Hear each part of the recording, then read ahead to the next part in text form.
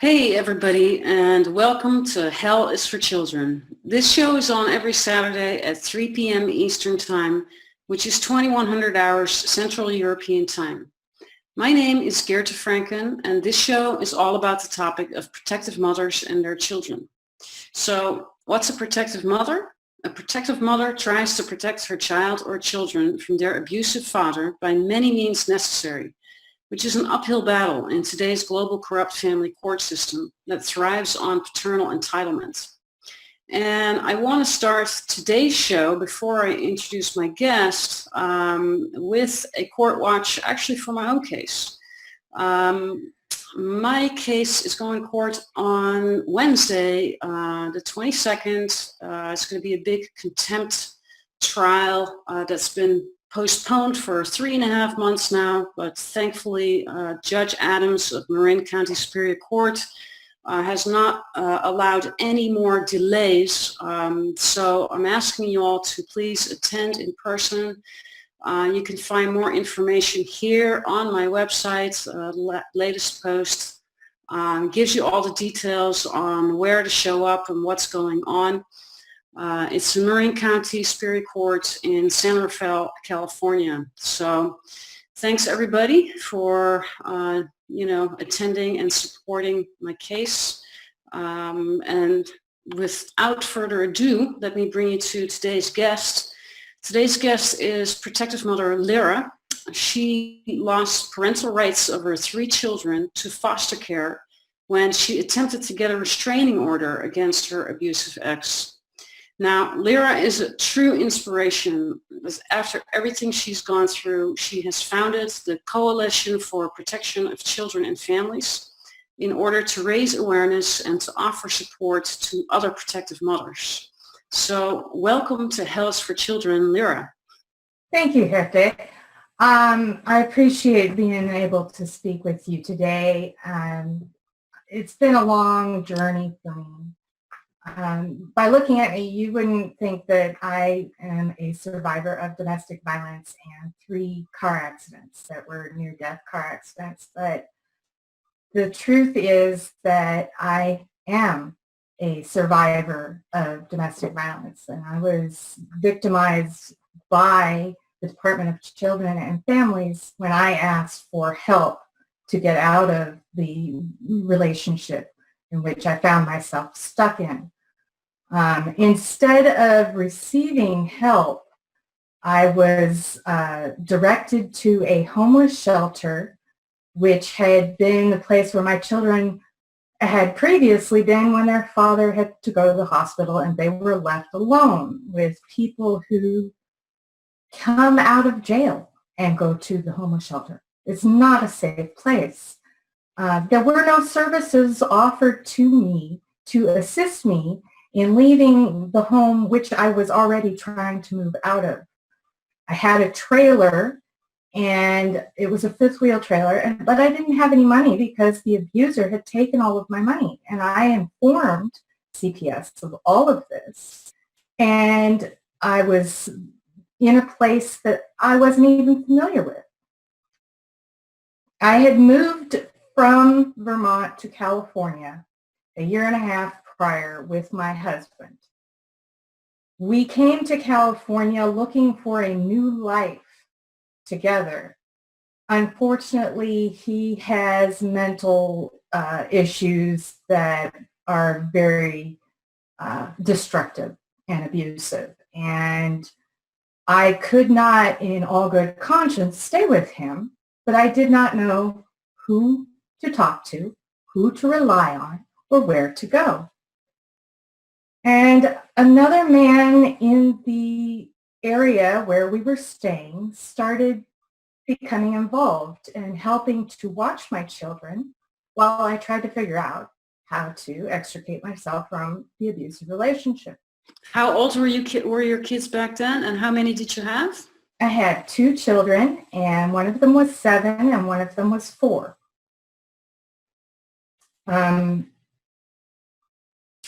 I found myself trying to save my husband from killing himself in the hotel room one day. and I had to send him to a mental hospital for a week, trying to get him better. In the meantime, I didn't have much resources. I didn't have a lot of money. One of the misconceptions in a lot of household relationships where there's a conflict is that there's going to be money available and there's going to be resources available and things are going to be resolved and stuff. But there isn't. There just isn't, and no matter how hard I tried, I could not get away until this other man who had been watching my children, and they loved him. They actually, we spent 6 months, kind of switching roles. This other man would help me with the kids, but also he helped my ex-husband when he passed out in the middle of the highway. Helped him get over the other side of the street. So when I was still married to my husband, and he had to go to the mental hospital, when he came back, he started abusing me first off and was doing all kinds of things, pushing me down in front of the children and yelling and screaming at me all the time. And I had to leave. And this other man who'd been helping me offered me a way out. Now, mind you, I'd only known him for 6 months, and I was cautious, but I needed to get out of the situation I was in. And this was a way that I thought would work. This man and I developed a relationship together over the next year. He bought a trailer for me 2 months after taking me out of the abusive relationship. And he put me in a place with this trailer to where I could take care of my children. And so then moving forward back to what happened when my children were removed from my care after being harmed by this man, we had a child together now.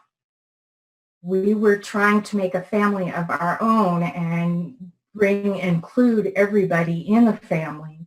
And so we had our own child together. And shortly after I gave birth to our young child, our young son, he had some real difficulty trying to become a parent to our son and to the other 2 children at the same time.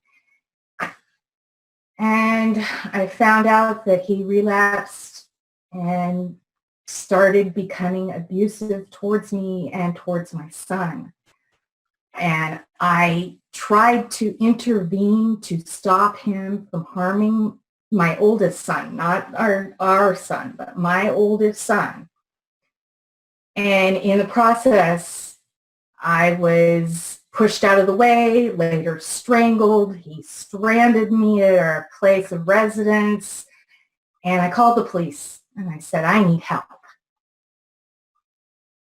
And the police came and they helped. They arrested him. And then they told me that they would drive me to get the van, which he had parked in town. So the next day, to my surprise, I'm packing up and getting my stuff into my trailer. CPS comes. 2 CPS officials come to my house and start interrogating me. And then they take my oldest son aside into a car and interrogate him. And then they came out and said to me, you need to leave right now. I said, well, wait a minute. I've got a trailer here with all of my belongings. What do you mean? No, we're not going to leave until you leave. You're going to go to the homeless shelter. Yeah. Yeah, they said, oh, we called. We found that there's a bed for you and the kids at the homeless shelter. We're not leaving until you leave. So that's how that began. And then I didn't go to the homeless shelter because I was afraid. I was mortally terrified of the people that habitate the homeless shelter. So I found a friend halfway to where the homeless shelter was who was willing to take me for a few nights. The thing you got to understand is that where I live is in Northern California, and it's very rural. Towns are 50 to 70 miles apart from each other, especially on the coast. There's a big mountain range between the coastal community and the inland community. My specific injuries are such that, to be transporting myself from one elevation to the other all the time, it hurts my head. I get chronic migraines. It's horrible. I didn't have money. I didn't have any friend to lean on. And CPS was telling me I had to come up to this big town on the coast and fill out forms, but not just once or twice, but 4 days in a row. So I'm looking for housing, okay? I don't have a lot of money. I have to save the money I do have in case I find a place to live.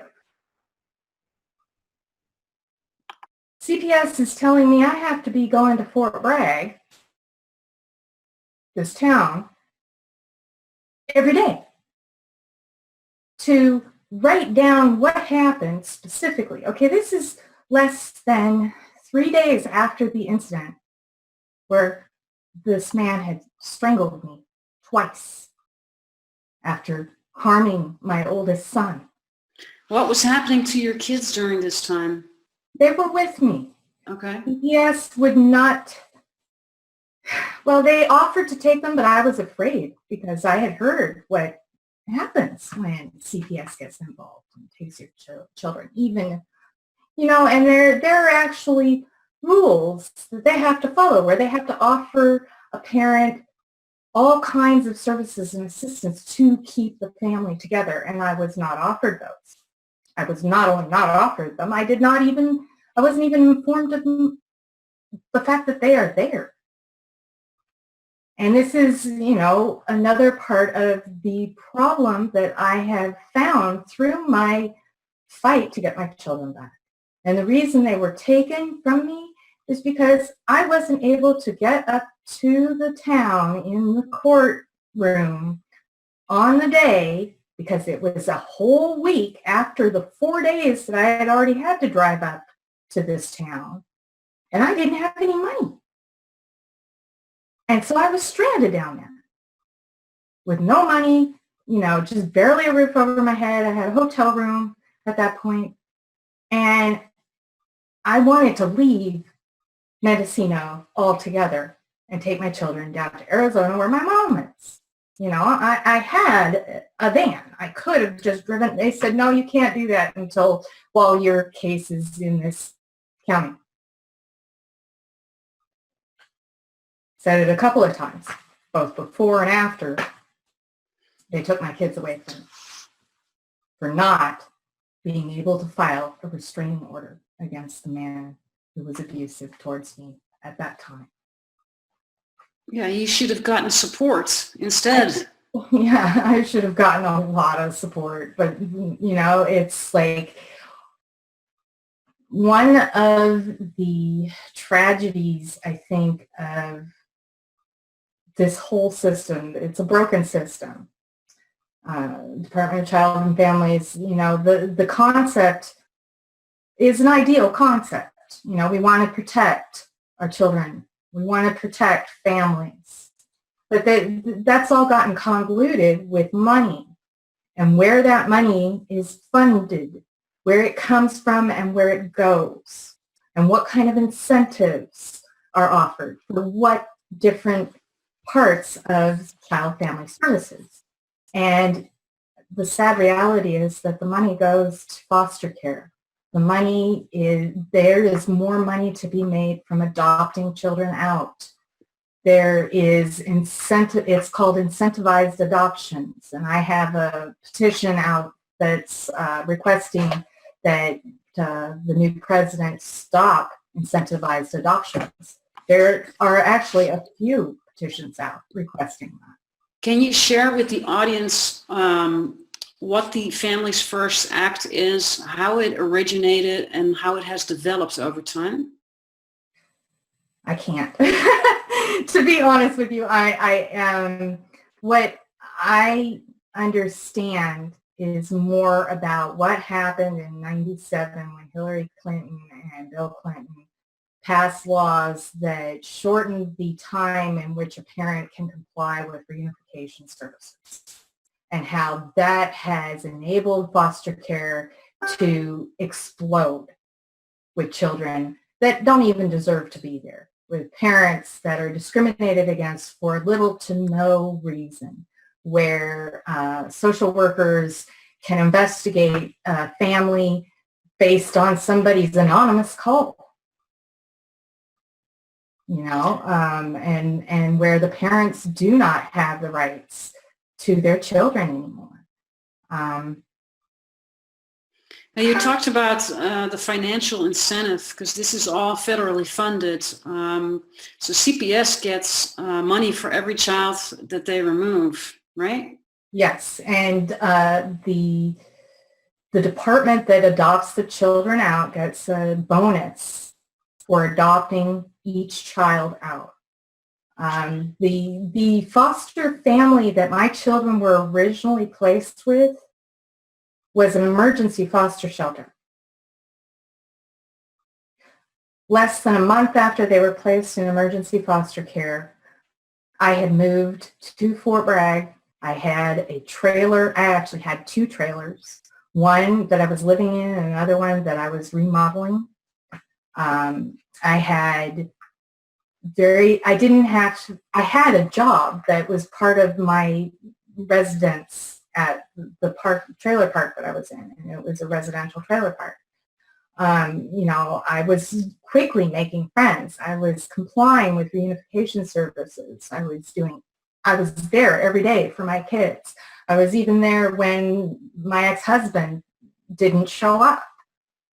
And excuse me, I still wasn't giving them back. I was told the reason was because they were worried I was going to go back to the abusive father of my youngest son. And so it didn't matter that I had a restraining order against him, that he was stalking me. And I was telling him, leave me the fuck alone, or I'm going to have to call authority and have you arrested again. It didn't matter. It didn't matter that they saw that I was struggling. They wrote about how they saw that I was struggling because of my disabilities. But they said in their report, she's having difficulties. We don't know if it's because of her disabilities, because I wasn't receiving federal Social Security disability at the time. And all I was on was a general assistance funding program of $289 a month.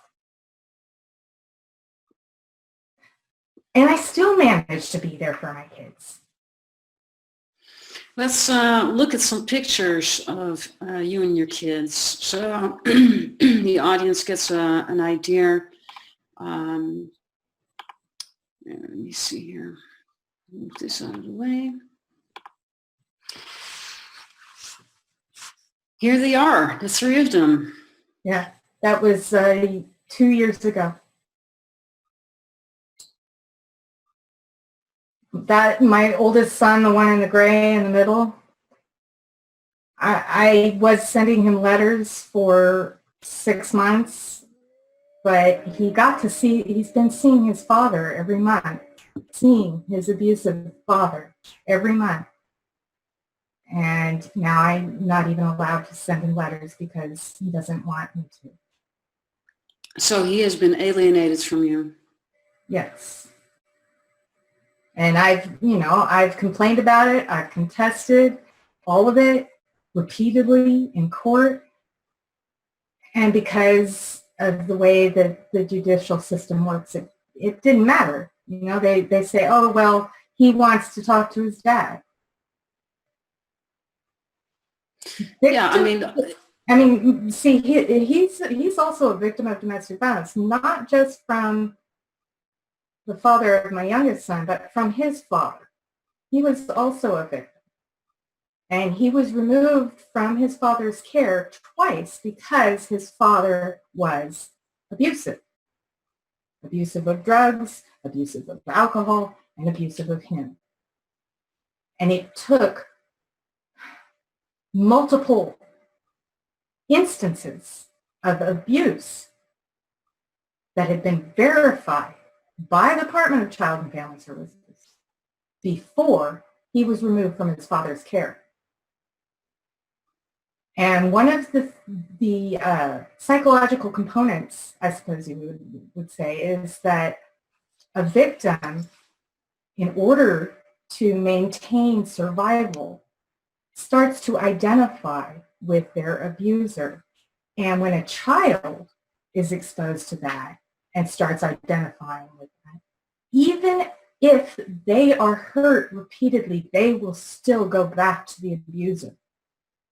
And it's something that's, I had to work very hard and see therapists and, to become a survivor of domestic violence. But my son, there's really, I don't know how long it's going to take. It's probably going to be a lifetime of it. Yeah, it impacts their emotional and psychological and mental development, and that is what's not being taken in account. Plus, right, they get to see a system that places them with the abuser. So it's very hard for them to make any sense out of that. What kind of message does that give children, for them to be placed with the abuser and then to be taken out and put into foster care and then back with the abuser and then back in foster care? It has nothing to do with the best interest of the child whatsoever. No, it doesn't. And so then, we've had really good times all together as a family, even though we're not living together. This picture here is from a bowling alley where we frequented on multiple visitation occasions, and we'd only be able to spend 2 hours together. That's it. So we had a good time. The whole supervised visitation, it's a scam. Really, it is a scam. It's just to make more money. What's this hour going to do? You're not raising your child. You're not part of your child's development. It really is a crime against humanity. This entire placement of children with abusers, or, really what's happened here in your case is that as the victim, you're re-victimized by the system. Yeah. You're punished for the fact that you're the father of your children is abusive. Yeah, well, and that's one of the things that they tried to make me commit to, is that what was my part in being this victim of domestic violence. And when I said to them, well, my part was that I didn't know how to get out of it. I was trying, I was asking for help, but there weren't any services to help me get out of it. Again, it's that victim, when you're victimized and you have to identify with your abuser in order to survive. Now, this brings up another very important point about statistics of victims of domestic violence. And we talked about this before. Do you have that website? Yeah, the National Domestic Violence Hotline Let me share it with the audience here. Yeah. So, you know, what this is really saying is that, yeah, there are men who are victims of domestic violence, but the reality is that 4 out of 5 registered and reported domestic violent incidents, it is the woman who is the victim. And, you know, we have a system here where the law says that the victim has a right to have a say and be able to tell their story, and that that needs to be considered fact. But the reality is that whoever's the most, I guess, demonstrative and doesn't have the trauma of trying to explain that they've been a victim is going to be paid attention to. And normally it's the abuser, because the abuser believes that they are justified in abusing you. That's part of the cycle of violence. And then they say, oh, well, it's because you did something or you said something. There is no excuse for abuse, no matter what led to it, because nothing leads to it. Abuse in itself is a person's lack of control and inability to act as an adult. Okay? Now, you know, we suffer in our society a great number of incidents where people do not behave like adults. I mean, we see it on YouTube channels, we see it in the news, we see it everywhere, we see it in print, and it's being rewarded. You know, even having it noticed is a reward in itself. You're being seen.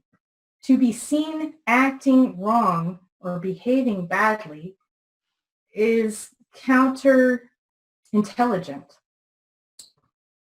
And yet, you know, it's a serious illness that we suffer today.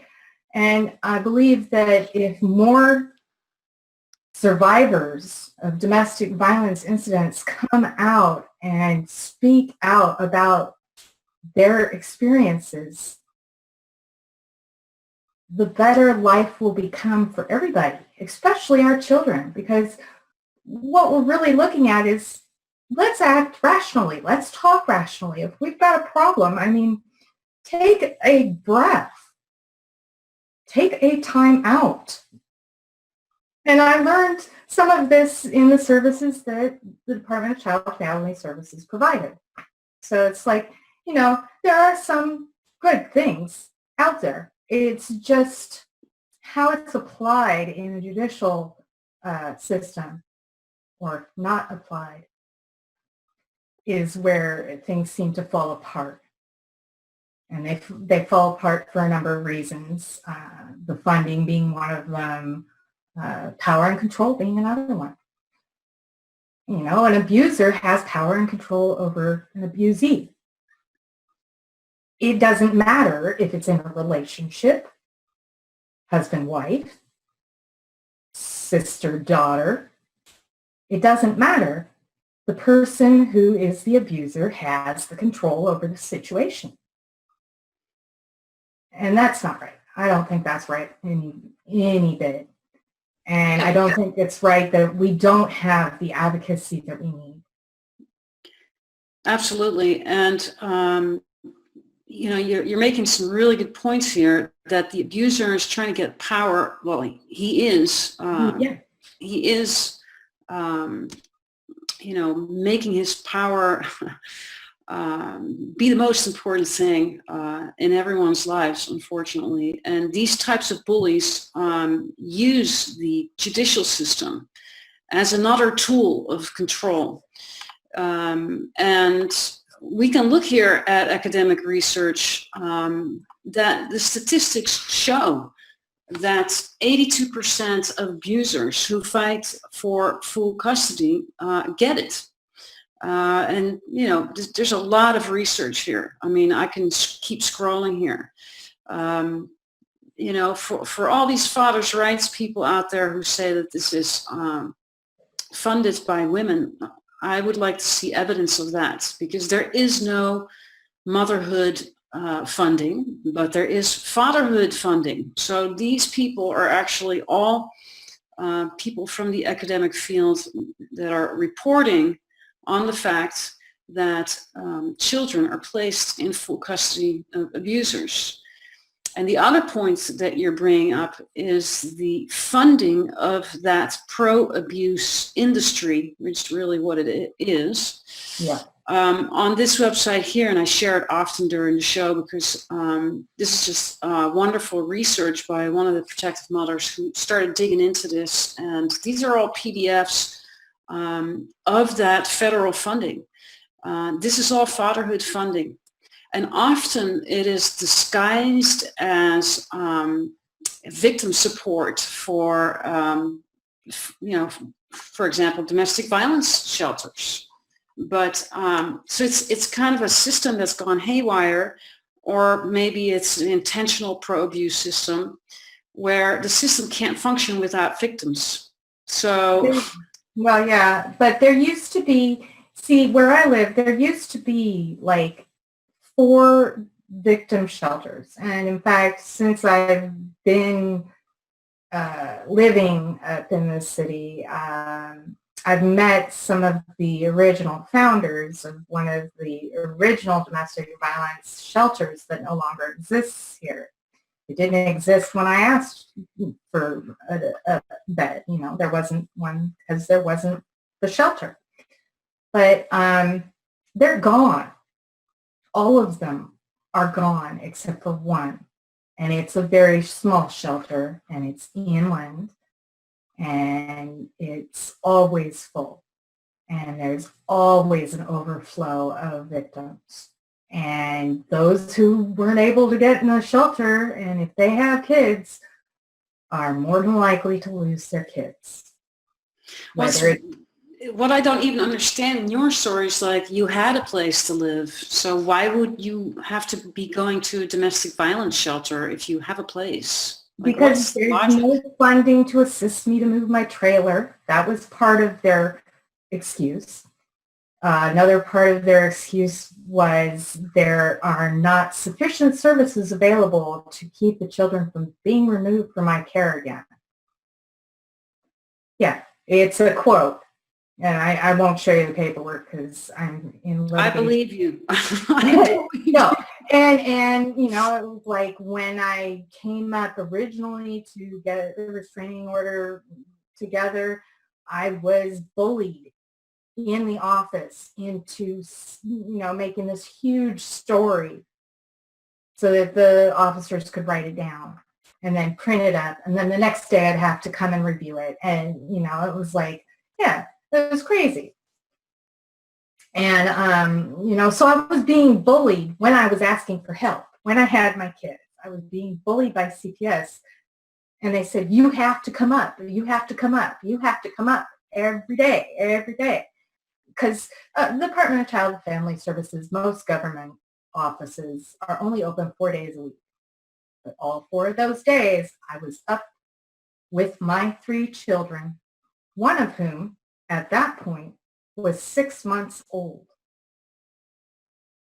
6 months old. When I did go to the juvenile court with my baby in arms, I walked into the courtroom. I sat in the same room as the abuser. And I, you know, was trying to make some sense out of everything. And I was talking to a lawyer who came in and was saying, yes, it's okay. I'll represent both of you. So I was getting all kinds of confused messages right there in the courtroom. And then another lawyer came in and said, nope, sorry, you have to split up or you're not going to get your kids back. And I'm like, okay. if that's the way it is, but we were trying to, come to some kind of a adult agreement. Again, behaving like adults. This is what it's about. Or not behaving like adults. So, that by the time that we were to go in and talk to the judge, CPS had already made their report, their detention report, and said, no, or jurisdictional report, I'm sorry, said, no, we're taking the kids away from you because you didn't get a restraining order. Oh. I'm like, well, I was trying, but, I don't have money. I'm stuck 55 miles away from the courthouse, and you've been asking me to come up every day.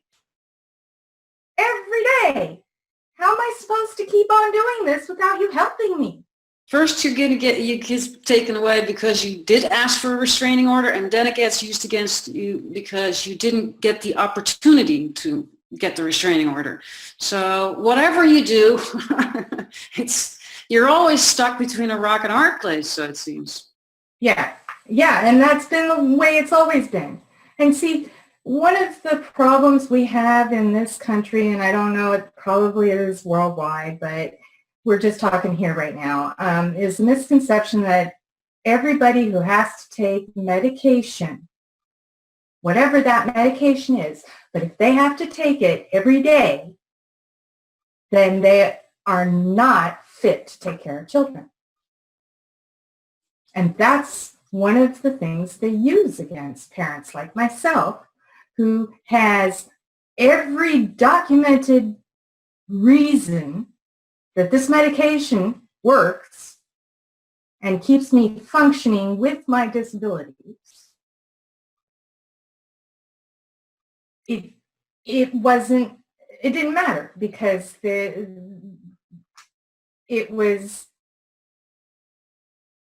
a class 1 medication, and it was something they could use to say that I couldn't take care of my parents. And I have had so many psychologists, I've had psychiatrists all say that I am functioning when I'm on this medication, and I don't have, my disabilities are, managed. And that's what it's supposed to do. Well, it's discriminatory to have it be used against you. Yeah. Don't you have rights if you have disabilities? Okay. Yes, I do have rights. I have a lot of rights. The issue is when you are disabled and especially have mental disabilities and you are in a situation such as the one that I found myself in, there are no parent advocates. There are no people that know or care to tell you what they know that can protect you from the discriminatory actions of this agency. The agency itself has no moral or ethical values whatsoever. And if they see children that are good-looking children, and you've seen the pictures of my children, they're beautiful children, they're adoptable. And in fact, when my parental rights were removed, the judge looked at the pictures and says, okay, well, she seems adoptable. For my daughter. She looks adoptable. She's 8 years old now. Sounds like a slave market. Yes, it is. It's, and 70% in California, they just published a video talking about this. They found sex trafficking in Southern California, and they busted a whole bunch of pimps and just barely touching the surface here. Well, there were 28 children in that bust who were in the care of the Department of Children and Family Services, who were being sex trafficked. So one has to wonder, when your child is seized by CPS with or without a warrant, because we see those Movies come by all the time of children who are removed without even a warrant, for frivolous reasons, because they're homeschooling their children, or because they're deciding that their children should have vegetarian diets, or because the color of their eyes are blue or brown or whatever. They're not vaccinated. I mean, the Right. list goes on. And at that point, CPS takes over, and that's it. You're fighting against a huge machine, basically, Yes. Which is extremely difficult. And I don't see how it's in the best interest of the child, especially not if these children often end up in abusive situations where they get molested, where they get abused in all kinds of different ways, and where they actually also, unfortunately, pass away. Yes. And let me share my screen here, because there's been people who have started creating databases, which is one of the things I also do. I create databases to show people what's happening. And this is one, Protected to Death by CPS. And, here and there it'll also tell you how the child died, right? Wandered into a creek, beaten, suffocation, battered. This all happens in foster care. And this list is very long. Yes. In fact, through after it. my kids were taken and I moved up here, I discovered that a baby in this same town had been removed from her mother and placed with her mother's brother. So that's the uncle. And the uncle was repeatedly hitting the child against the wall, a baby of 3 months, and killed her. CPS had placed her with him. They hadn't even done a background check on him. They don't do background checks on foster care. They just do background checks on parents. It's horrible. So we can conclude that they don't really care what happens to the kids as long as they get their money? Yeah, I would definitely concur with that.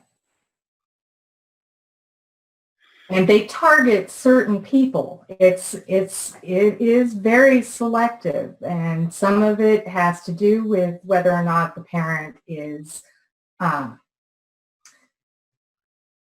has means financially, whether or not the parent is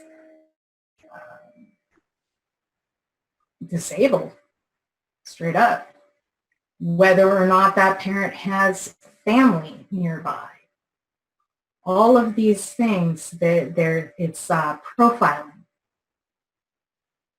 I think it's very important for any children that might be facing a situation like this is to be very vocal. We need the kids to be empowered and to speak up and to say, I do not want to go to foster care. I want to go to my mother.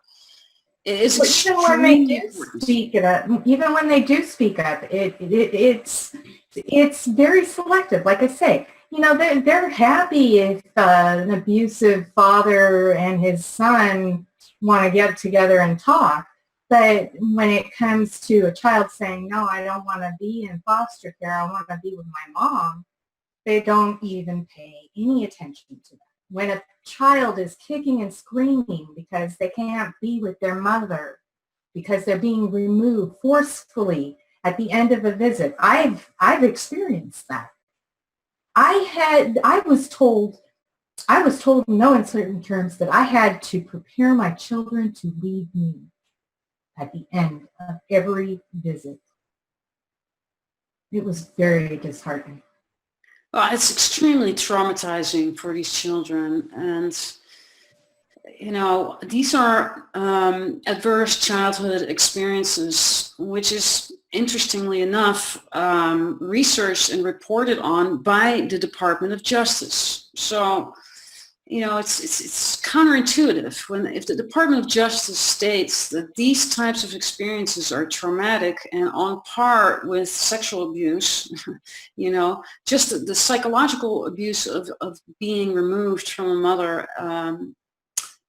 If the Department of Justice is stating that, then why are they not preventing it? And, we know the answer. This is about financial incentives. Especially when we're talking about CPS. CPS is not necessarily a gender-biased organization. All they do care about is adopting out these children. And I've shown on previous shows children who are, pictures of children online where it says adopt us and we will terminate the parental rights of the parents for you. It's like, excuse me? No, that's not right. It's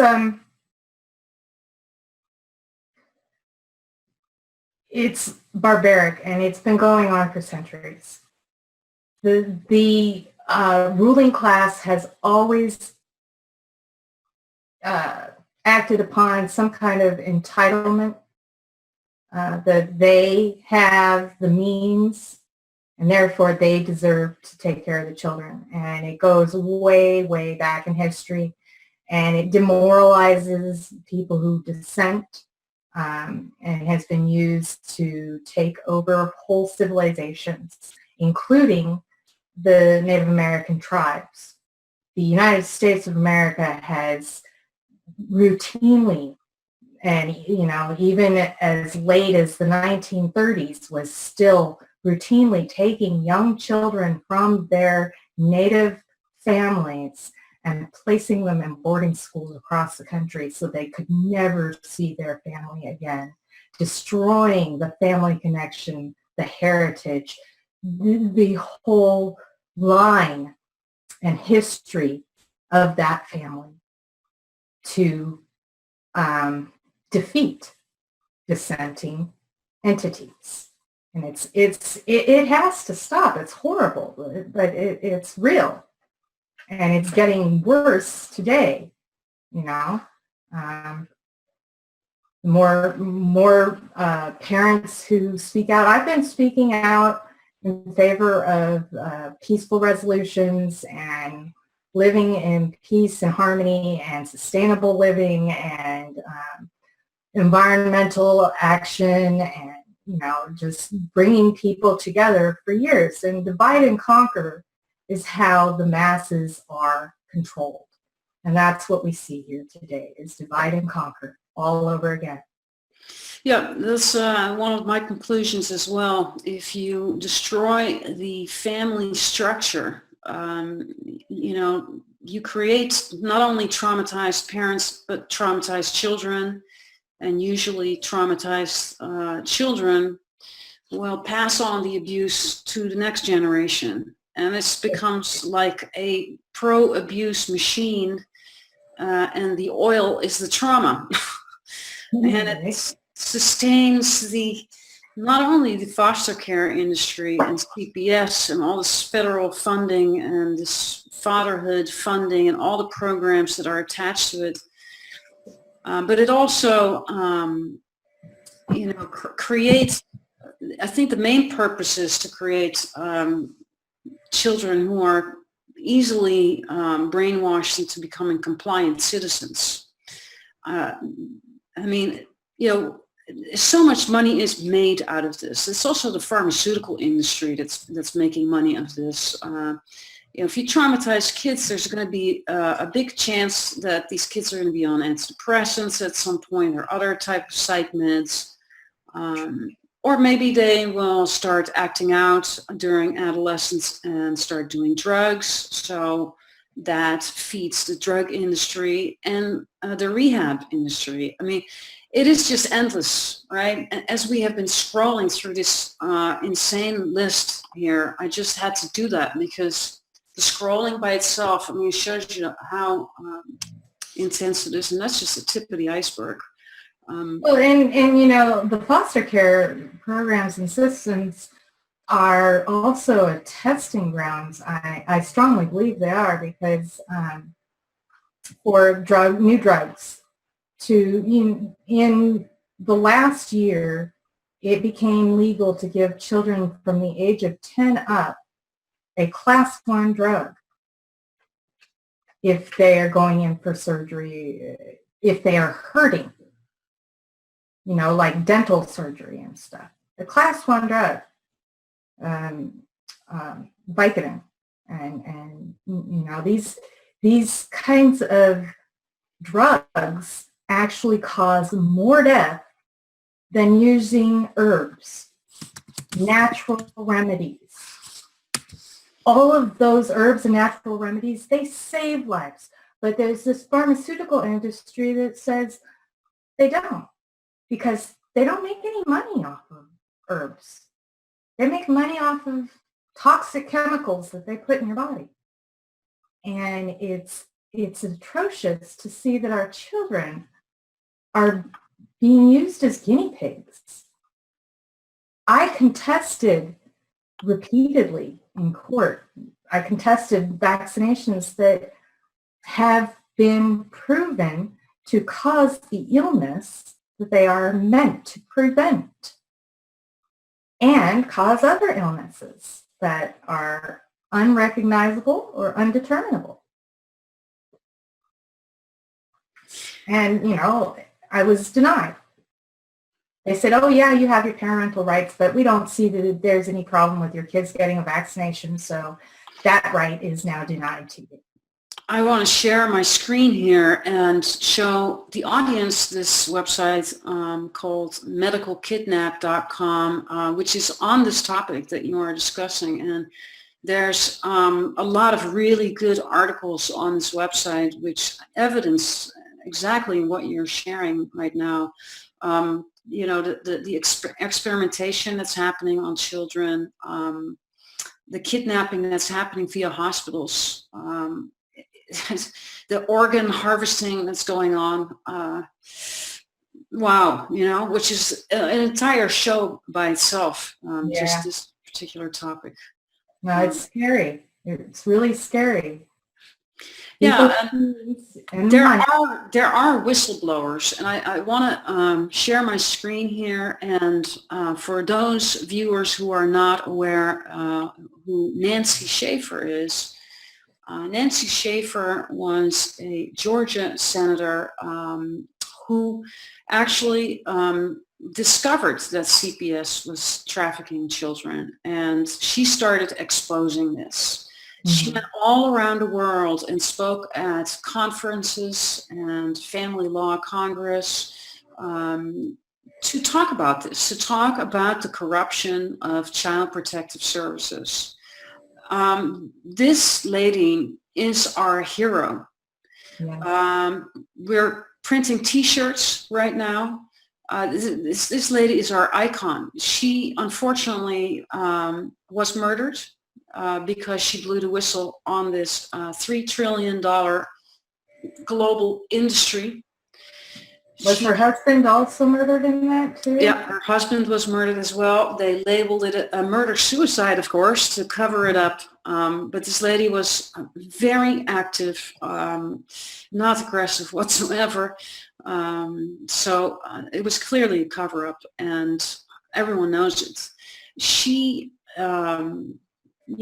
dedicated her life to this topic. She dedicated her life to exposing what's going on with Child Protective Services. And, God bless her and God rest her soul for making the ultimate sacrifice for the children, because it takes someone like this to be the whistleblower.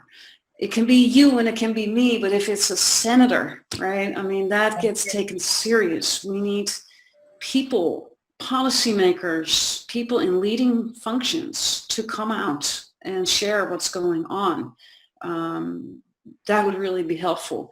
One of those heroes is Sean McMillan. And not only is he a whistleblower, he's, the hero attorney as far as I'm concerned, because he actually teaches parents how to file civil rights claims against CPS workers, against social workers.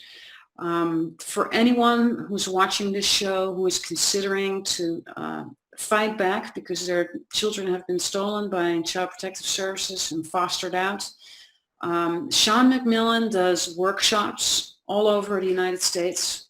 They're packed. I mean, it's like standing room only. People travel thousands of miles to see Sean McMillan do a workshop on how to file a civil rights claim. This is one of the ultimate heroes as far as I'm concerned. He has shared with me that he wants to come on the show, which I'm very, very happy about, because then we can interview him and ask him, pick his brain, and Right. also go, I have questions for him also on how to go after other types of individuals involved in this court child trafficking. But Sean has been very successful. He got this mother and daughter, I think that he got them each about $10 million in damages for what has happened to them. Now, this is not about money, okay? No amount of money is going to repair the grief that we and our children are going through or have gone through. However, why is this important? We need to make sure the system spends more on civil rights suits against us than that they make off of our children, right? If we're going to make this cost more for them, then we are really going to, throw a wrench into the machine.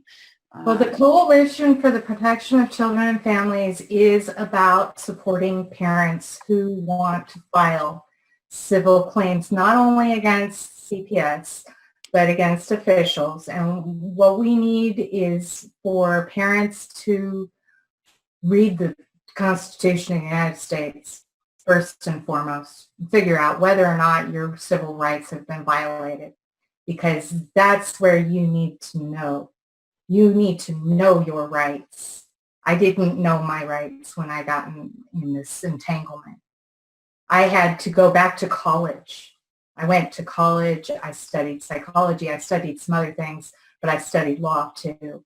And it takes time, but my children are worth it. And I'm sure yours are too. And you started the Coalition for the Protection of Children and Families, right? I did a couple of months ago.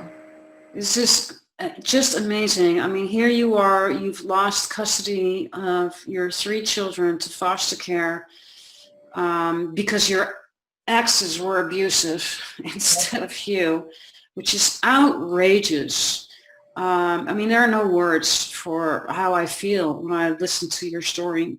And for you to be able to turn that around and to start this organization, to become that that beacon of support, which is what you missed when you were in your situation, is like the ultimate inspiration to me, and I'm sure to many other protective mothers. Well, thank you. I also want to share your Facebook page here. So for people to find you on Facebook, and I think you have another site here. I have a page that, I have lots of pages and a couple of Facebook groups, but for different things. And this one is about supporting family values. When we think about what's happening in the world today, families everywhere are being torn apart.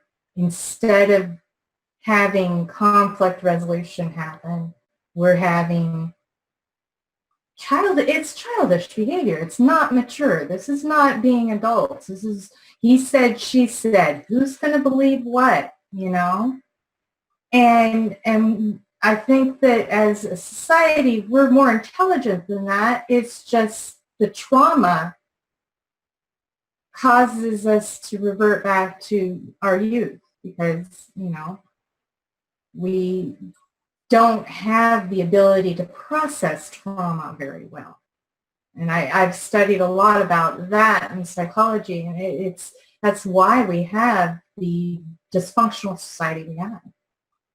People are not. It also gets stimulated. I mean, family Yeah. court professionals, but they want this conflict because the longer the conflict goes on, the more money is made by attorneys and evaluators and guardian ad litem's and supervisors. And I mean, my gosh, it's a huge industry, and all these folks have unregulated income. They charge outrageous hourly fees. And yes, they bankrupt parents all of the time. I've read a few cases where the lawyer will take a case and then before the final court trial, just drop it. Say, you're on your own. This is what happened to me. That's what happened to me. A week before my custody trial, my attorney, I wanted to have a coerced stipulated agreement set aside. And she said, I don't want to do that. And she just dropped me as a client. And I was 1 week away from my trial. And then the court didn't give me access to my records for 2 years. So I couldn't fight it. And I was bankrupted. And these are the kinds of games that they play. And children are being traumatized severely in the process. And these people constantly caught in the middle. Yeah. How do they sleep at night is really what I wonder. How do these people sleep at night? In the bed of dollars. I don't believe there's any happiness to be gained from this type of soul harvesting. Misery harvesting. I also want to show your Twitter account here.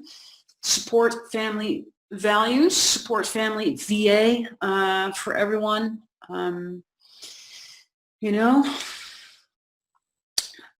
So get in touch with Lyra if you want to join the activism, because one of the things that you provide, you told me, is support for protective mothers, protective parents in the form of pro se help. Is that correct? It is correct, and it's more than just that. Right now, I just put this together, and I'm looking for volunteers because we need to be able to be live and help distraught parents through this legal battle. Okay, right immediately when they're on the page and they're looking at, there's countless information, and I've only just started listing my cart, and you're working on yours on your site, and it's like that interconnectedness of information sharing is not easy to navigate through for anyone. And so it's important to have a parent advocate there who can help you navigate and understand not only what happened and what civil rights you lost. And let me tell you, 98% of the cases that are in family court should not be there because there are civil rights violations of one form or another. And the big one is that there's no, what's it called? Oh, shoot. I'm blanking out right now. I'm sorry. Due process violations. There you go. Thank you. I can read your mind, because that is what it all comes down to, is due process violations. Exactly. We don't get a trial. We don't get, in fact, we are, okay, and the other thing is coercion. Anybody who is forced into a contract, when another person uses any kind of, when you hold a hostage, well, they're holding our kids, and then they say, you have to sign this, and you have to go through this. That's all coercive tactics. If you don't do this, you don't get your kids back. That's coercive tactics. If you leave this town, you won't get to see your kids. That's coercion. That's against the law, the federal law. It's extortion. It's extortion. And it's judicial bullying. And for all the mothers out there who tell me, Oh, I'm not going to share my story because maybe I'll lose the 10 minutes of visitation I still have with my child. You know, children are not allowed to be used as judicial bait. You know? Right. No, they're not. And yet we live in a culture right now that, well, okay, I'm learning this right now, and one of the parent advocates that I do have signed up right now, he's done a lot of research into law, into the Bill of Rights and the Constitution, and what the United States of America is about. The United States of America is a corporation. It's not a country, and a corporation cannot own anybody. And so when parents are being told there's nothing you can do in juvenile court or family court, don't listen to them. They're totally wrong. That court is just a breeding ground for this bad behavior. And destruction of families. And the thing is that when we don't get due process, that's against our federal constitutional right. And we have to go to the federal court system to make them see that that's not right, not only to see it, but to be accountable, held accountable. When I came into the system, I was told I had to be accountable for my actions. The Department of Child and Family Services has to be held accountable for their actions. They say they don't. There are social workers all over the country that say they didn't know they weren't supposed to lie in court. But the federal court has said you cannot lie in court. That is a federal offense. You cannot coerce anybody. That is a federal offense. But we can't get them to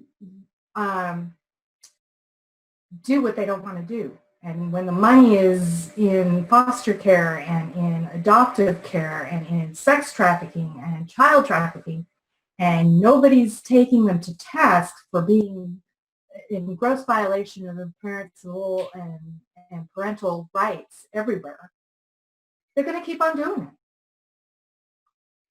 Yeah, it's incredible that we have to go to court to actually prove in court that social workers do not have the right to lie.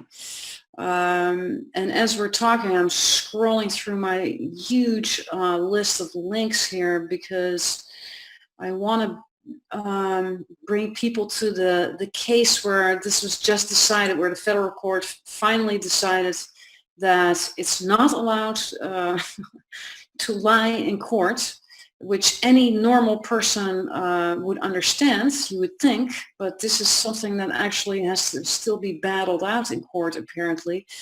And this is very, very important that we, and I can't find the links this quickly, but I will try in a little bit. What we can do, however, is try also find ways to fight back against these judges that are making these types of rulings where they basically don't look at the evidence. They have two parents in front of them and they look at like who looks the best or who behaves the most calm or something. It's not, they don't even look at the exhibits that are attached to the motions, which I'm finding. I mean, for example, in my particular case, my ex submitted evidence of the fact that he worked with a federation who helped him get full custody of our daughter. I mean, what is this federation, right? And it just kind of slips through. These judges don't look at it. They don't look at what's being submitted. He hacked my bank account. He hacked my email account and submitted the evidence himself in motions and requests for orders. And I have to go and show the judge, like, look, you know, he submitted this 2 years ago. Excuse me, you're allowing a criminal to have custody. Yeah. So we need to also go after judges who are asleep at the wheel. We need much more time. And you know what? I'm not saying that all judges are bad, but let's at least create a situation where they actually have training in domestic violence, training in coercive control, training in all kinds of recognizing manipulative, narcissistic people that they have to get in front of them. Really research these cases in depth. They need to have time. I mean, these cases are like, I don't know how many cases a judge handles in a day. When I'm on court call for my own cases, that judge that I'm dealing with goes through 5 cases in half an hour. It's like, excuse me, these are people. These are Right. these are not things. These are people. These are the decisions that are made have huge impacts, yet they only get maybe 10 minutes of time. And I'm sure that they read some motions the day before, but it's become a machine. And we need to hold judges accountable. I mean, if they have too many cases on their plate, whether that's intentional or non-intentional, they need to also stand up and say, hey, our caseload is too much. We need more help investigating these cases from the get-go. And so, if you have a judge that is particularly bad, I mean, there's some of them that just will even say, the mother is too emotional, so I'm putting in a no contact order. This type of stuff. We need to go after those bad apples in the basket, and unfortunately, there are many of them. This is a good article, Weightier Matter, talks about judges have malpractice insurance, and you can go after that. Why judges are afraid, you'll figure it out. I mean, this is the type of stuff we need to do. The filing of complaints only gets us so far.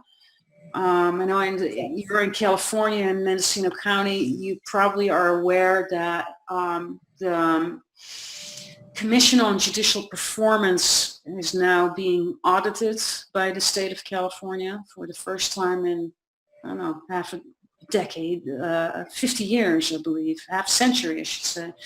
Well, that's after there was a grand jury report that came out in May of 2015, I believe, stating that in Mendocino County, less than 25% of social workers hired actually qualify to do their job. Now, social workers don't need to have a license to do any investigation work. However, they are supposed to have a master, social worker one, all of them are supposed to have a master's degree in social work and child and family services. When less than 25% of them are being hired to do with the proper qualifications, kind of makes you wonder, what is the real plan here? This has been going on for years. This isn't just a one-time event. It's still going on. I go into the office until last month, I guess. And I know these people. I've been, and they keep on changing their employees because the employees can't stay because they're not qualified. And then, in order to supplement the lack of qualifications, what the department does is send these social workers to workshops so that they get certifications. Those certifications are not the same as getting a master's degree or a bachelor's degree. They're just certifications.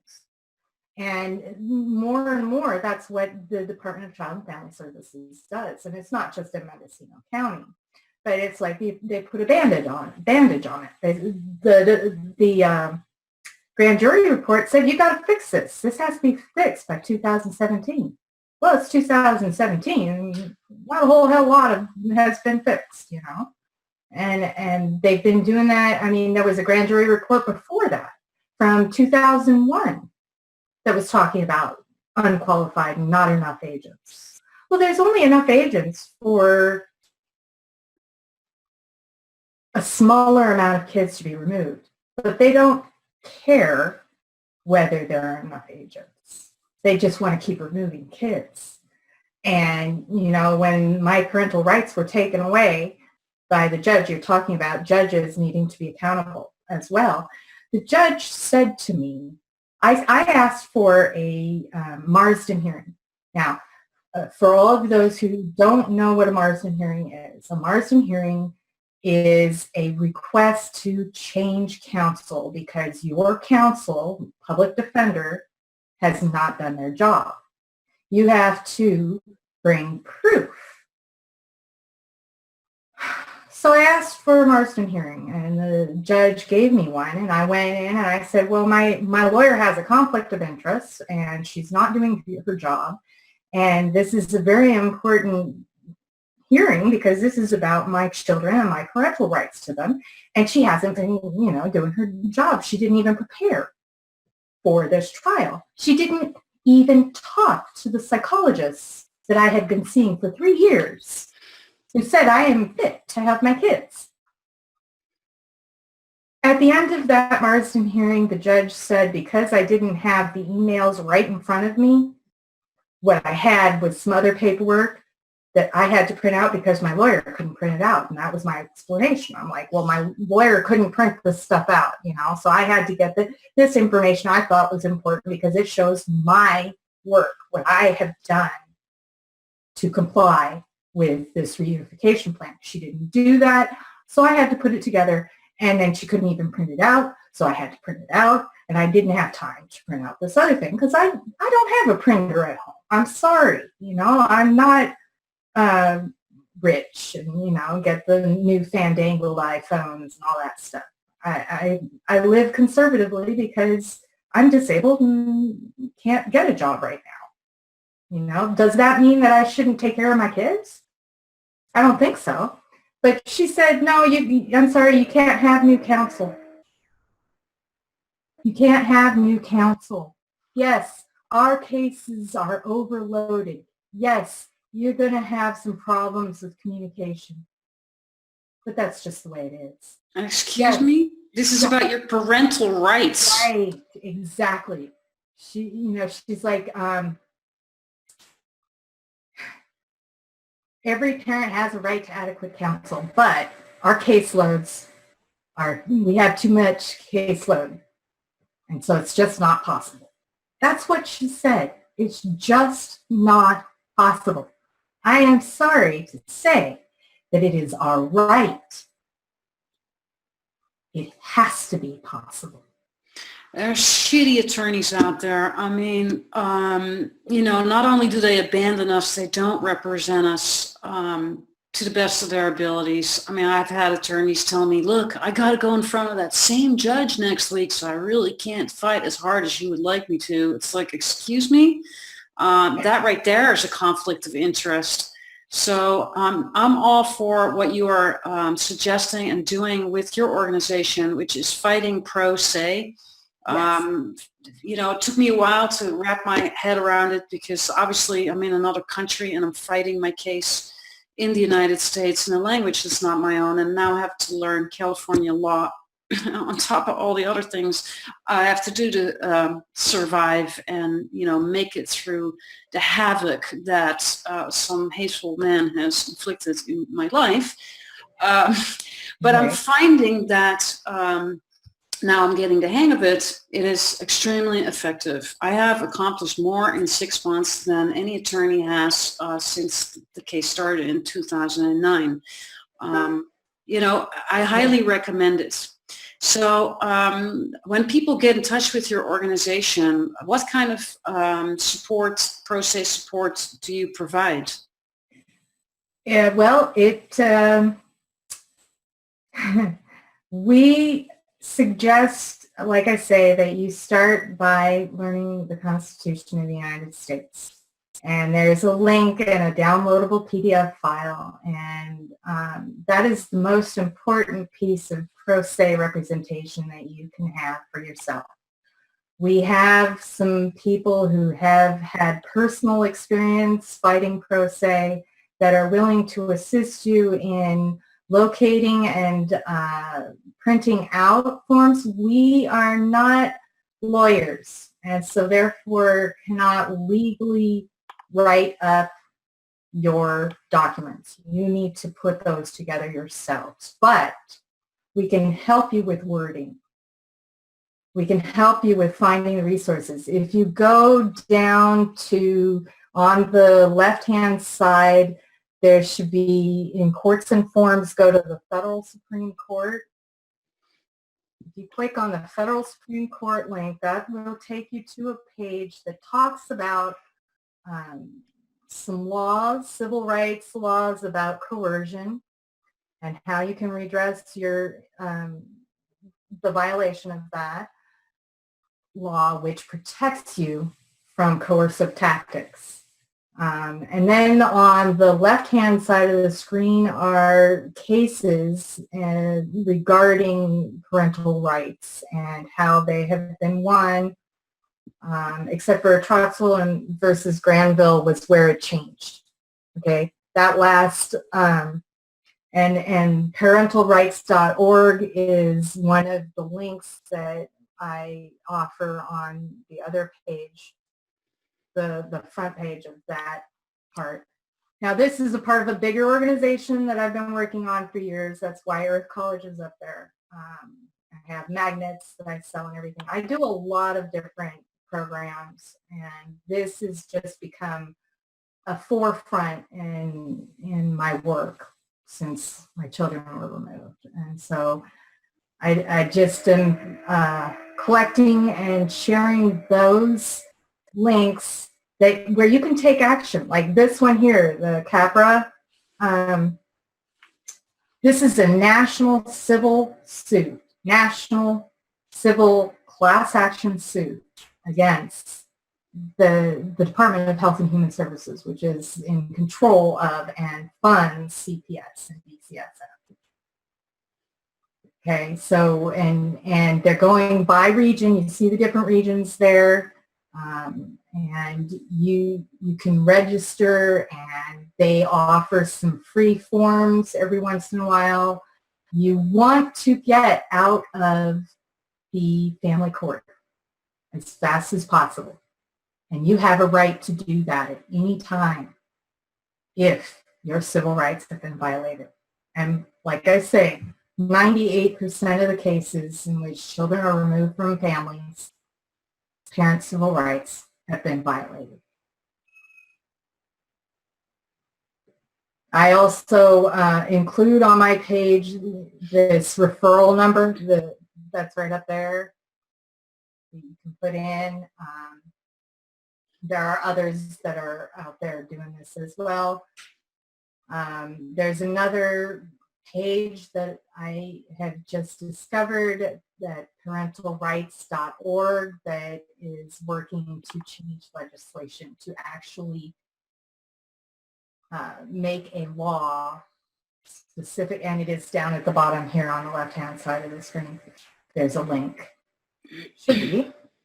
Oh no, the resources, they're not there yet. I can say it's a work in progress. It is, absolutely. And I need help. I need your help. Everybody out there who is dealing with this and has knowledge about filing forms in your state, because every state is different.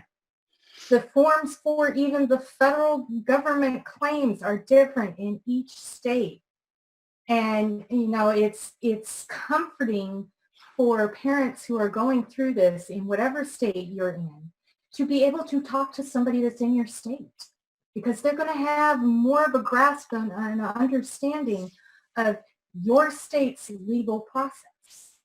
Because in California, the 388 is different from Oregon or Washington. 388s being a form that you fill out to request a change in the orders in custody cases. But you have to have grounds and show reason for the change in your circumstances, which would allow and enable to be returned to you, and it has to go by certain guidelines, and each state is different, like I said. And there are, like you were saying earlier about politicians that are starting to speak out and be whistleblowers. Kamala Harris, who used to be the Attorney General of the state of California and is now the Senator of the state of California, did talk to LA Times in January of 2015 and admit that the foster care system in California is broken and that children are entering into the sex market through the foster care system. Other states it's happening too. And we have to get those people in that political arena to not only be the whistleblowers, but also represent us as parents getting our parental rights back. And the only way we can do that is by coming together and a lot of people, it's really hard because we're all traumatized. We're dealing with the loss of our children, and they're alive. And they're somewhere, and some of us know where they are, but some of us don't. My children are in 3 different counties right now. None of them see each other. None of them see me. I'm lucky that I live 10 miles away from my youngest son, but I can't even say hi to him in the grocery store. The foster mom will just drag him away. So we need unity, and we also need funding. I mean, I do most of my work on a volunteer basis, but so many parents, all mothers, contact me every day that it can easily fill my entire day just working on other cases. And it's like, it's too much. It's not like there's no money coming in, but here I am giving my time and efforts, and, it has to happen. So if there are any viewers out there who care about this issue, please contact us, because we are the warriors on the front line trying to make a change and really donating all our time and energy on it. I'm working on it sometimes 18 hours a day, and I'm sure you are too. We were just talking about that before the show started. It's like when you're traumatized,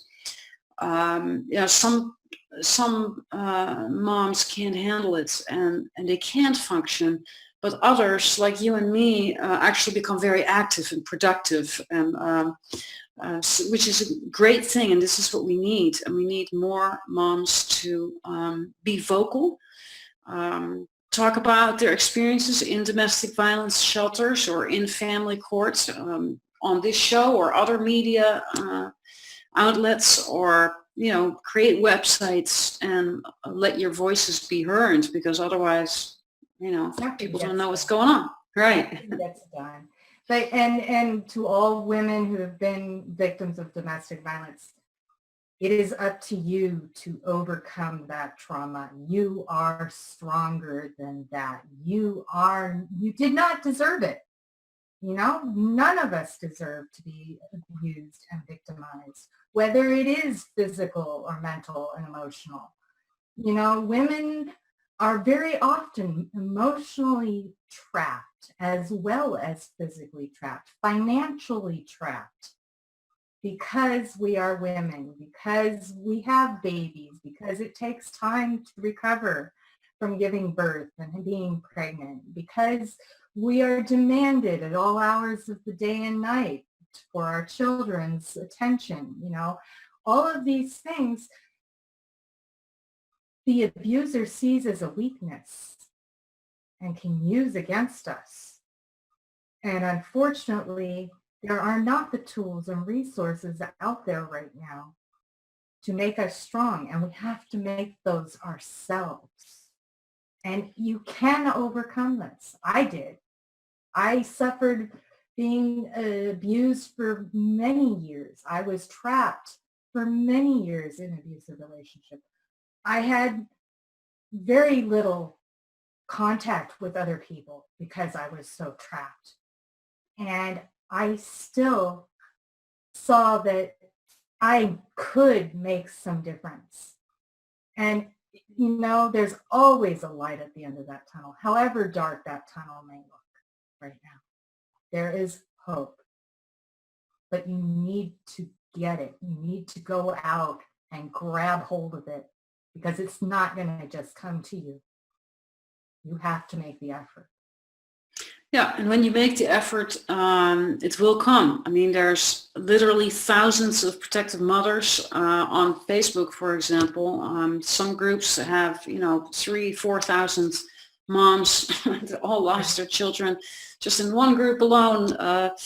And it helps when you're having a hard time to just go into the group and share that. And at the same time, I also want to mention to be careful how you share and what you share, because there are some weird trolls out there who will actually screenshot stuff that happens in groups and submit it against a parent. And they'll also start tearing you down. That happens too. On Facebook, they will tear you down. And, another thing is, if you are in any kind of legal case where you're still pursuing legal action against an agency or an individual, when you post on Facebook, you need to be ambiguous. You can't just go all out with your story, because that, again, like Geerte said, will be screenshotted and will be shared. So what's really important, and I'll share my screen here and share my own site as an example of how to do that, is when you go and make your site, you see here, like I'll say like Dave H. I'll never use his last name, or when I share, let's see if something here, if it will load. It's usually pretty slow, but if you share any type of evidence, screenshots of evidence, which is important because you of course you want to show that what you're saying is truthful, so you want to back everything up with evidence, but you need to remove the last names and first names of your children. Like, for example, in my case, I'll leave my own last name because, I do not want to remain anonymous. I want to show people who I am, and they can come and find me, and I'm, maybe risking my life for coming out and being a whistleblower, but that is what's my choice. It's my choice to bring awareness to judicial child trafficking, but I make sure that everyone else is protected, and this is what I recommend all protective mothers to do. You don't want to get sued or any type of additional legal issues on the ones you already have, but you do want to get your story out there. So you just are going to need to learn some skills or find someone who has the skills to block out these names that you want to leave out. But leave the names of the officials, of course, because you may talk about officials in public. That is your free speech right,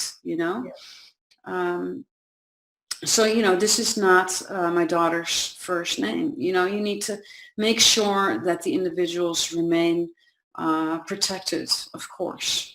But, show the attorneys, show the show the corrupt people and what they do. That is what you do need to do. So in all of this, I will block out emails and names, right? So that's what I advise to do when you make a site. And the way I arranged my site is I have an actual timeline by year. So that is the extended version, and then I have a summary, and when you click on this button, there's like 3 different versions of the story. So you need to have several versions of your story. One that's maybe 1 or 2 pages, one that's maybe a little bit more expansive, like 5 pages or so, and then one that's completely in depth. So Yeah.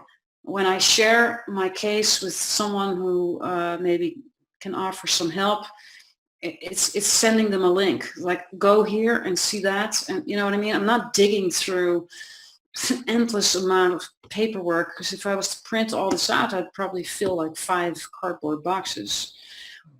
But we need more of these types of websites.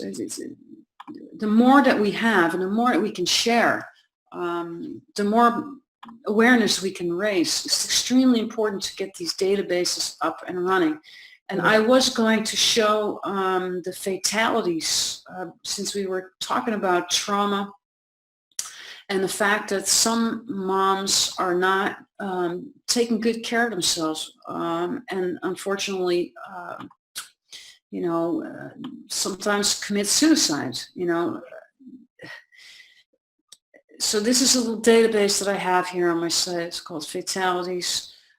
There's also children who end up committing suicide. And if there's any children watching right now, please don't do that. You're not going to remain a child forever. By the time that we love you and we're waiting for you. And when you get out of that situation, you're going to be surrounded with love and support and help and everything to get you to heal from the experience. So just have to hang in there and find ways to get adults in your environment to help you and inform them. Be vocal.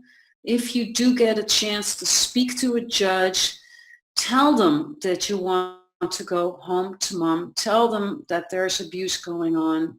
Tell them that you want to be reunited with your mother. Because if you don't tell the judges, then they don't know. Same at CPS. If you talk to CPS, you need to really tell them what's happening. Otherwise, the adults will not intervene. These are all clickable links. No lies. A lot of kids learn by example, especially when they are removed from houses, that they get attention for making up stories. Making up stories and telling the truth are two very different things. And you can tell the truth, and if you are being heard truthfully, then you should tell the truth and protect yourself. But if that's not really happening, then all you're doing is making somebody who's trying to help you a victim. Because you're saying that they're doing something that they're not, and then they get persecuted wrongfully. Yeah, we need to explain that a little bit more in kids' language. So what you're saying is that if you are a child and you don't really explain to the adults around you what's happening, then your environment thinks that mom is telling lies. Mm-hmm. Whereas if you don't, tell the truth, then the environment thinks that the abusive father isn't abusing. So if you don't speak up, you're actually enabling the abuser. And I understand that it's not possible for all children to speak up. You need to find a situation where you can be honest without, we don't want the children to be dealing with the repercussions by the abuser. Right. For coming out and speaking about what's happening. So you have to really be selective and build a relationship with adults who you feel you can trust. You kind of need to, feel your gut feeling and ask them, what would you do if you knew that a child was being abused? Yeah, but like I say, it's very important that if it's happening to you and you are being harmed, that you tell the truth. There are a lot of parents and children who do not speak out, and by not speaking out, there's more harm done and death occurs.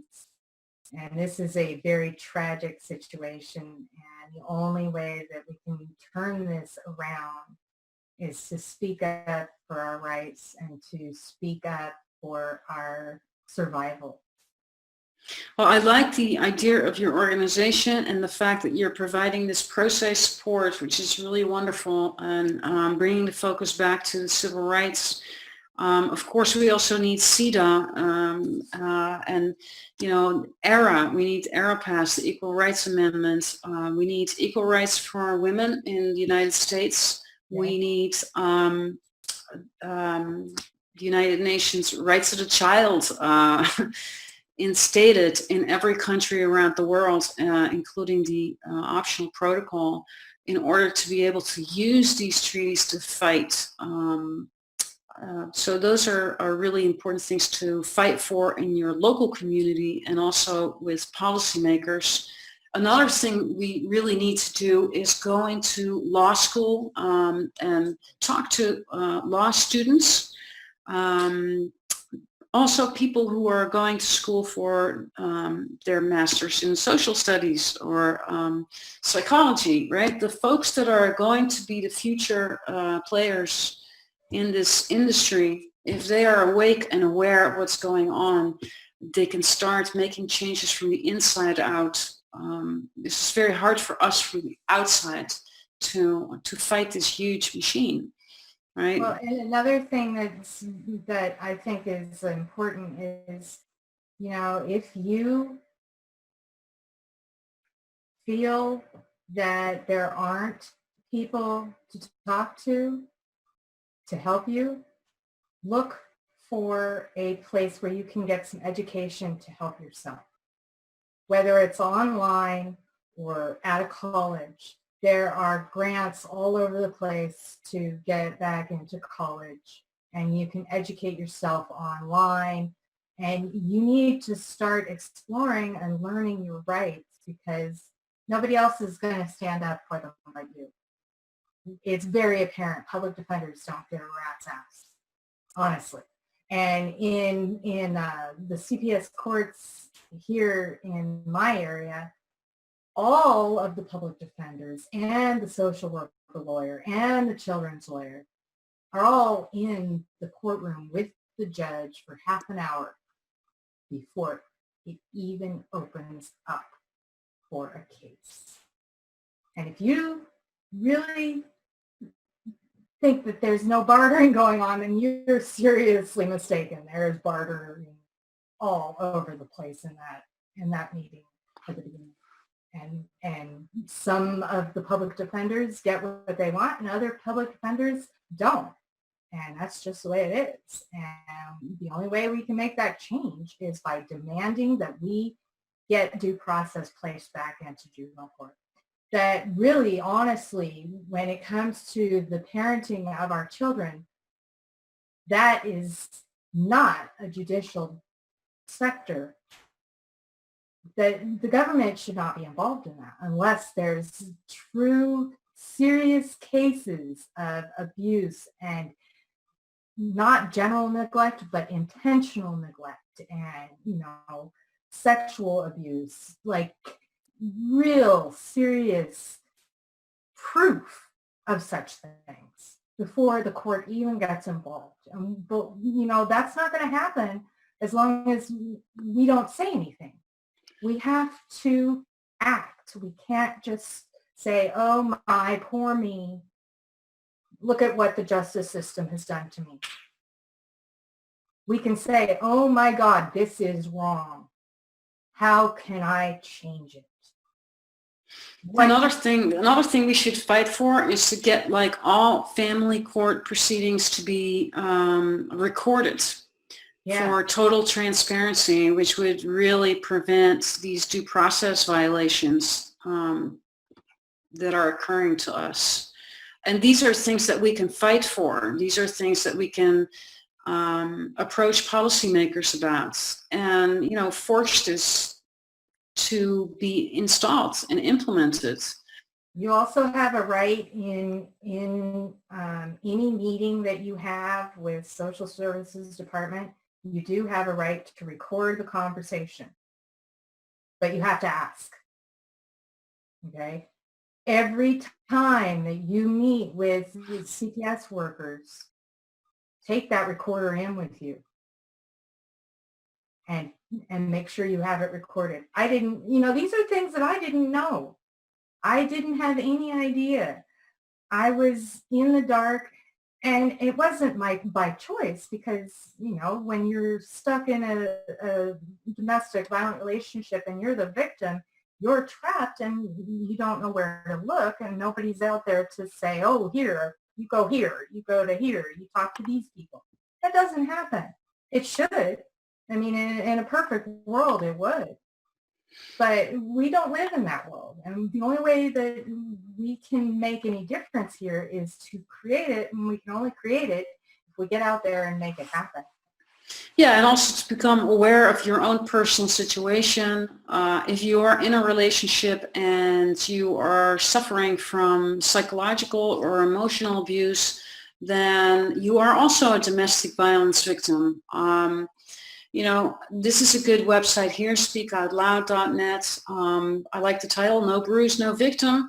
You sure are. If you are being legally abused or emotionally abused, psychologically abused, you are a domestic violence victim.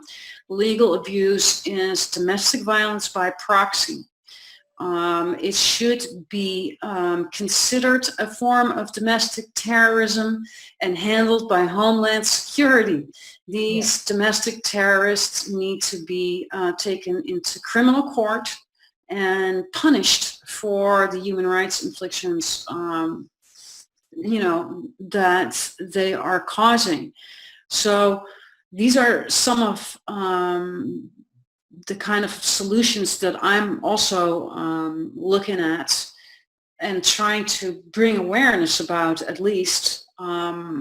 If we all do that, and all around the world, hopefully we can start making a change. And I agree with you, CPS workers need to be thoroughly trained. They need to also be checked for personality disorders themselves. Yes, absolutely. And for drug testing, they should be, I don't know, there's countless occasions where I've seen social workers that have been, in supervised visitation that do not appear to be fully cognizant.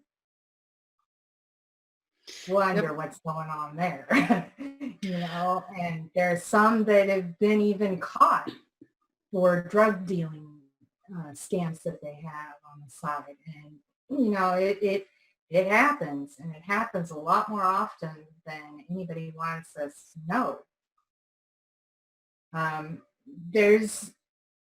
There's a lot of different groups right now that are standing up to advocate in different areas. One of them is parentalrights.org.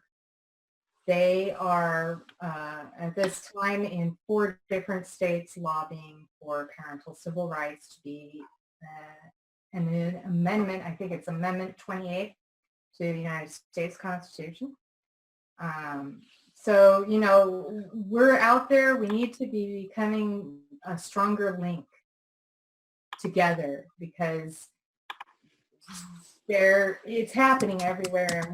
And the only way that we're going to be able to overcome this giant is become huge, giant corporation of child trafficking is if we work together and we do so in an organized fashion. And that requires physical meetings, it requires phone calls, it requires letters, it requires petitions, it requires continually battering at that door.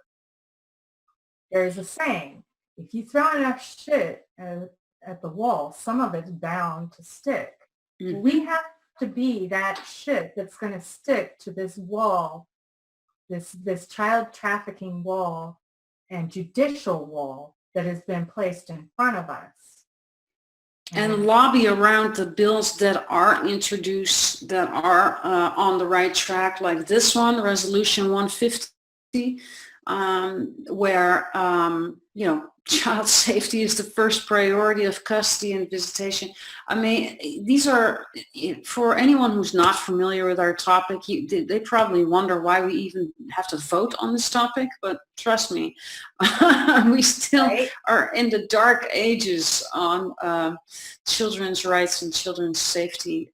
Yes. So, we need to get rid of these nonsense, very damaging theories of parental alienation syndrome. Let's not talk and use that term anymore, because it's used against protective mothers by pedophiles who use the judicial system as a tool of coercive control to avoid paying child support, judicially coerce the mothers into paying them child support, and for them to continue to molest and abuse their kids and create child pornography. So we need the justice system to become aware of this, and apparently we have to hit them over the head with these types of bills because they don't quite get it. So let's support these types of legislative, bills that are in the works. And, whatever you think of President Trump, let's hope he yanks the federal fatherhood funding, which is completely discriminatory and causes literally millions of protective mothers in the United States to lose custody of their children. And I know he might be watching, so you never know. Well, anyway. And also, all of you parents, please join the Coalition for the Protection of Children and Families. We aren't just about the CPS system. We're not just fighting that. We're not just about the justice system or the family courts or divorce court. This is about the rights of children and families. And it is a right for a child to have their parent involved in their life.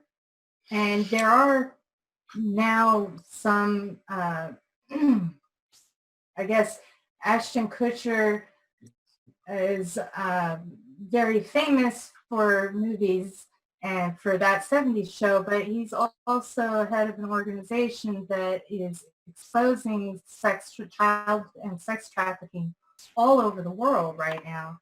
And he started talking about the foster system here in America, and he went and spoke to the Senate, I believe, last month about this and how they need to be getting on the ball and fixing it. Well, he's just one voice. We have to be a whole bunch of voices here. We can't have one voice. I mean, he has fame and he has fortune and he has a family. And he's fighting for children all over the world, okay?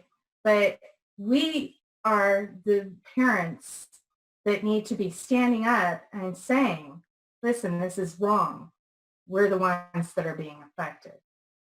Well, you just did it right here on Hells for Children. And I want to thank you for doing that. We've come to the end of the show, and I want to thank you for being brave and courageous and sharing your own personal story.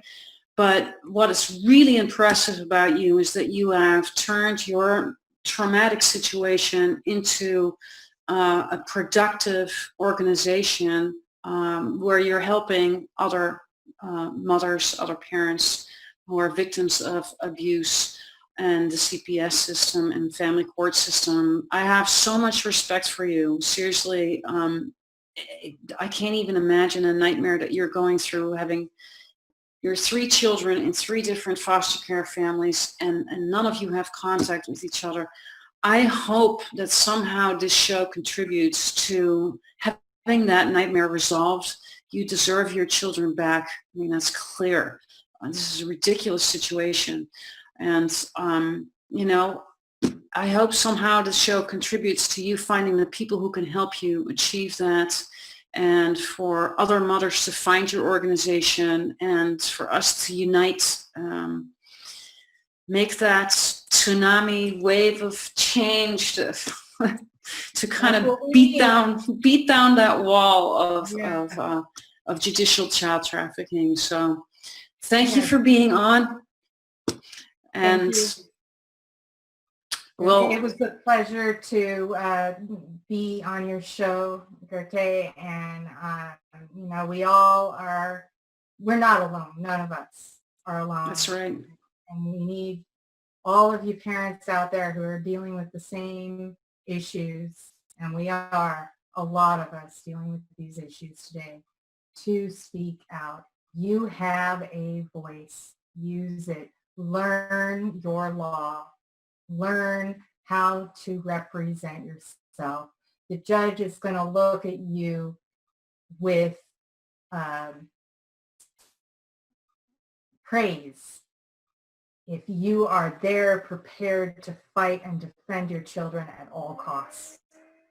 That's right. And if you want to come share your story on House for Children, just connect with me on Facebook and send me a private message. And use the show to get some publicity about your case and draw people towards you who can support you. All right. Thank you. That's all the time we have. Thank you, Lyra. And thank you, everybody, for watching another episode of House for Children. I hope to see you again next week. Bye-bye, everybody. Peace.